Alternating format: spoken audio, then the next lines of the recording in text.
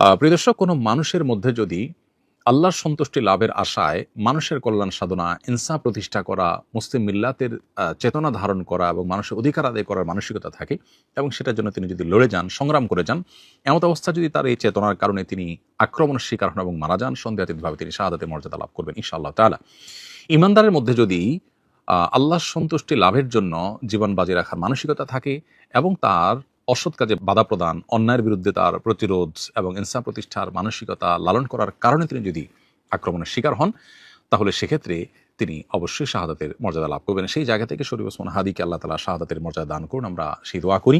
আর এমনিতেই নবী সাল্লাল্লাহু আলাইহি ওয়াসাল্লাম বলেছেন, মান কুতিলা দুনা দামিহি ফাহুয়া শাহীদ। যে ব্যক্তি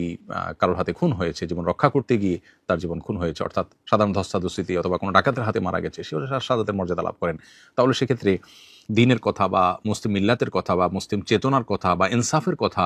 বা মানুষের অধিকারের কথা যদি কেউ বলতে চান মুসলিম হয়ে এবং আল্লাহর কাছ থেকে যদি বিনিময়ে আশা করেন, তাহলে তিনি অবশ্যই শাহাদাতের মর্যাদা লাভ করবেন।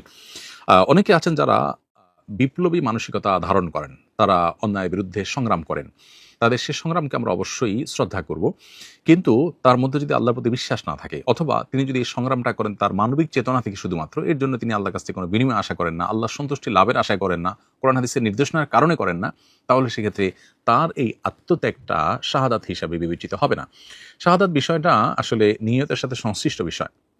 কেউ যদি আল্লাহর সন্তুষ্টির আশায় জীবন বাজি রাখেন, যা করেন তা আল্লাহকে খুশি করার জন্য করেন, তার জীবন মরণ আল্লাহর উদ্দেশ্যে যিনি উৎসর্গ করার জন্য প্রস্তুত থাকেন, তাহলে সেক্ষেত্রে তিনি শাহাদাতের মর্যাদা লাভ করেন। আমরা দোয়া করি শরীফ ওসমান হাদির সমস্ত ভুল ত্রুটি মাফ করে আল্লাহ তাআলা তাকে শাহাদাতের সর্বোচ্চ মাকাম দান করেন এবং তার সুখ সন্তপ্ত পরিবারকে সান্ত্বনা সইবার শক্তি নসিব করেন এবং সেই সাথে এখান থেকে অনুপ্রাণিত হয়ে আমাদেরকে আল্লাহর সন্তুষ্টির লাভের আশায় জীবন বাজি রাখার মানসিকতা আমাদেরকে ধারণ করার তৌফিক দান করুন। বস্তুবাদের এই পৃথিবীতে আমরা বেশিরভাগ মানুষ দুনিয়ার মোহে এতটা মোহাবিষ্ট হয়ে গেছি যে আমরা প্রত্যেকটা মানুষ শুধু বাঁচার জন্য সংগ্রাম করি এবং মরতেই যখন হবে তখন আল্লাহর রাহে আমি জীবন বাজি রেখে যেন মরতে পারি, আমি যেন অন্যায়ের বিরুদ্ধে কথা বলতে গিয়ে যেন আমার মৃত্যু হয়, আমার মৃত্যুটা যেন শাহাদাতের মৃত্যু হয়, আল্লাহর সন্তুষ্টি লাভের আশায় যেন আমি জীবন বাজি রাখতে পারি, সেই চিন্তা, সেই চেতনা আমাদের প্রত্যেকটা মানুষের মধ্যে থাকা দরকার, এজ এ ইমানদার আমাদের মধ্যে থাকা দরকার। আল্লাহ রাব্বুল আলামিন শরীফ ওসমান হাদির ভালো গুণগুলো দিয়ে আমাদের তরুণ সমাজকে ভরে দিন এবং